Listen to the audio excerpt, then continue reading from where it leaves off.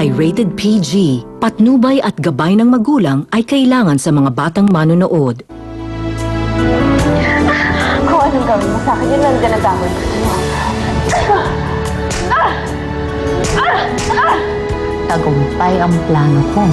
Sinisiguro ko na sagad na ang galit ni Giselle kay Natalia. Nahawa na sa kasamaan ni Paulina si Giselle. Ako na nagsabi sa kanya na pag nanaapi siya, lumaban siya. Pwede bang pagsabihan mo madrasta mo? Napakasinungaling niya. Did you plan all of this?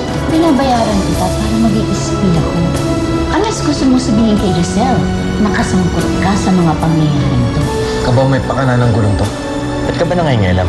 Ikaw pa nga nagsabi sa akin na pinahubay mo na sa akin si Giselle, diba? Ang sabi ni Giorgio, hindi daw si Adriana ang tunay ng anak ni Natalia.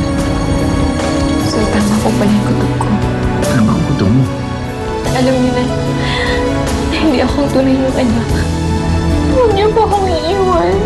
Mahirap para sa iyong patawarin ako pero nakikiusap ako.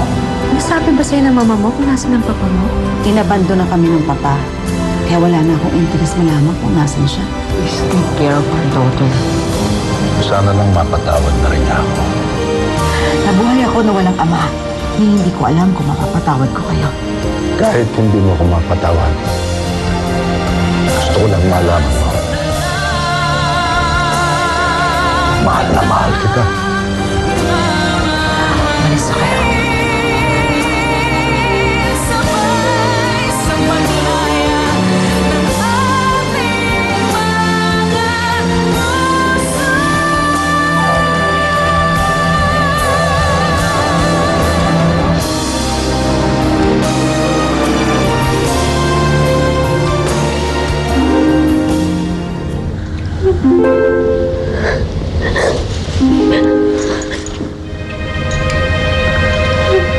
Adriana, kung hindi si Natalia nagsabi sa'yo, sino?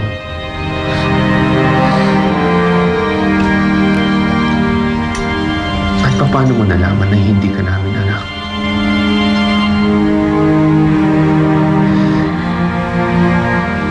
Sino nagsabi sa'yo?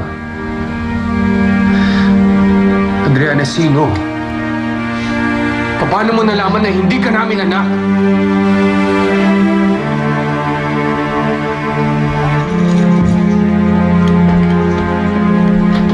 Adriana! Tulungan mo ko, please.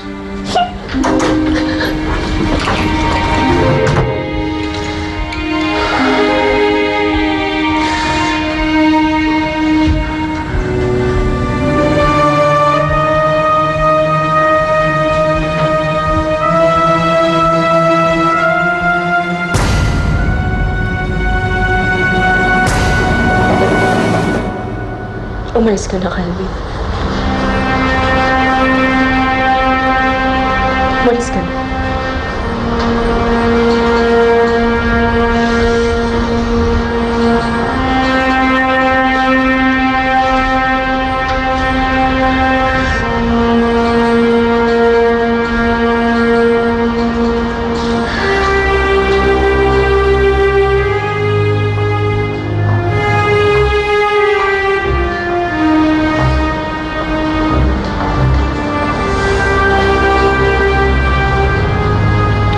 Thank you for not saying anything. I can only take so much, Paulina. Pwede ba? Tigilan mo na yung kalokohan na to. Hindi siya laruan.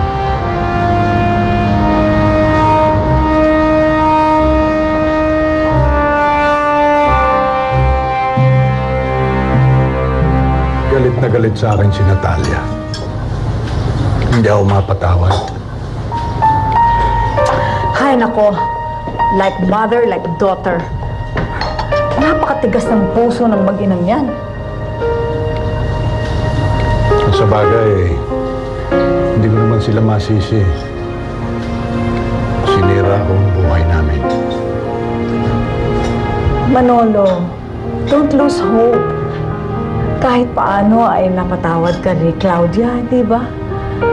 I'm sure mapapatawad ka din ni Natalia. Sa tamang panahon.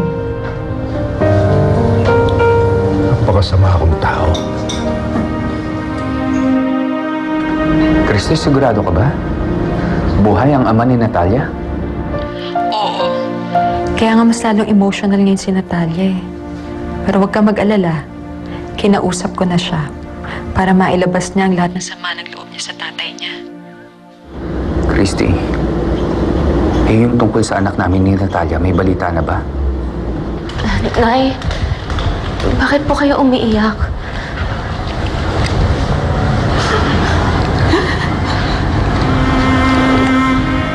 Pinagtatawanan ako ng mga kapitbahay natin.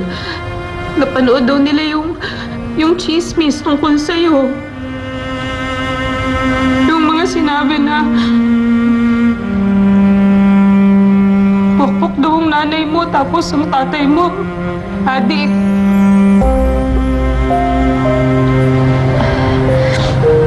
Nay, pasensya na po kayo. Hindi ko po gusto na pati kayo madamay sa gulo. Mukhang nahihirapan yung mga nag-iimbestiga para mahanap ang anak niyo. Ikaw? Wala pa rin eh. Yung tungkol sa sindikato ni Giorgio. Meron akong nakausap na lalaki. Pwede siya. Pwede siyang tumistigo labang kay Giorgio. Pero kailangan ko pa siyang kumbinsihin eh. Inaamin ko naman eh na dati akong gold star. Pero ang tatay mo, Giselle, ang tatay mo, mabuti siyang tao. Nay, huwag na po kayong umiyak. Galit na galit nga rin po ako sa nangyari eh. Kasalanan lahat na to ni Doktora Natalia. Siya kasi naglabas ng mga balitang yun eh. Naparanoid ako. Kasi parang nalalamig na sa akin si Mommy. Kaya akala ko alam na ni Mommy pati ni Daddy yung sikreto ko. Kaya ayun, ako na mismo yung nagbuko sa sarili ko. Paano yan? Alam na ng daddy mo. Sigurado ako makakaratingin kay Mami Natalia mo. I'm sure alam na yun ni Mommy no dahil nalaman yun ni Daddy kay Tita Christy. Christy, nahihirapan na ako. Gusto kong lapitan si Natalia. Gusto ko siyang tulungan.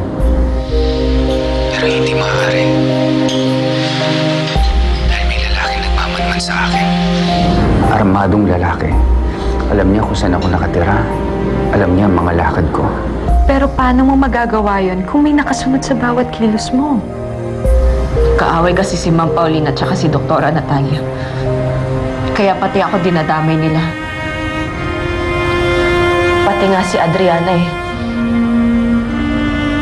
Lalo niya akong pinag-iinitan.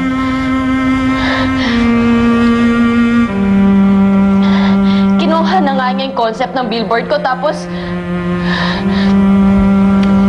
pinalabas pa niya akong basagulera.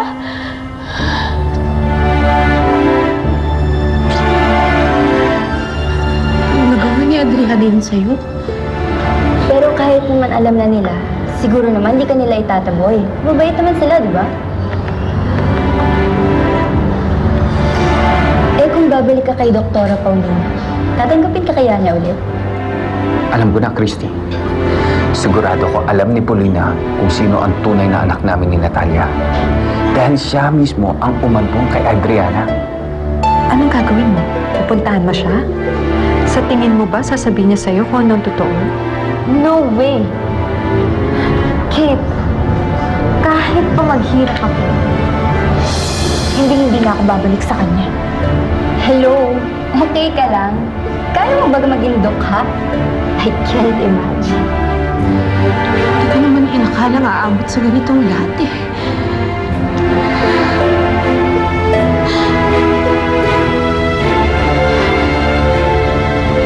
Ano po ibig niyo sabihin na Alam kong hindi sasabihin ni Paulina ang buong katotohanan. Pero mag-iimbestiga ako sa bahay niya. Isa pa, Christy, kung meron lugar na safe na pwede kong pagtaguhan, yun ay ang bahay ni Polina. Sigurado ako walang magdududa sa akin doon. Kahit si Giorgio mananahimik. Christy, kailangan ko masiguro ang kaligtasan ni Natalia at ng aming anak. Ay, wala. Pero Giselle, nakikiusap ako sa'yo. Tigilan mo na ang makikipagtalo kay Adriana, ha?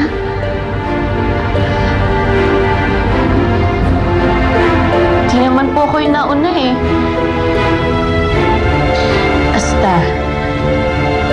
Basta, maniwala ka na lang sa akin. Makinig ka sa akin, ha?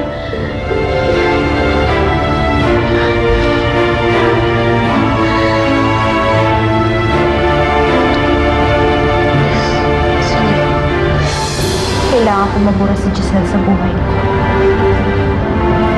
Dahil siya lang yung nakikita kong sagapin para masecure yung status ko. At hindi ako papayag na bumalik sa squatter. Kasama yung tunay kong nanay.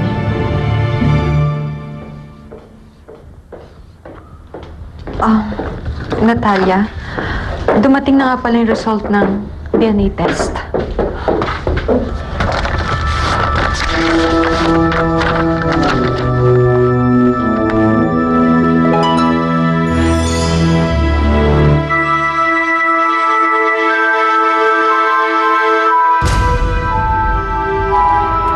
Ano sabi? Negative ang resulta. Hindi ko anak si Adriana. Sinong tunay ko anak?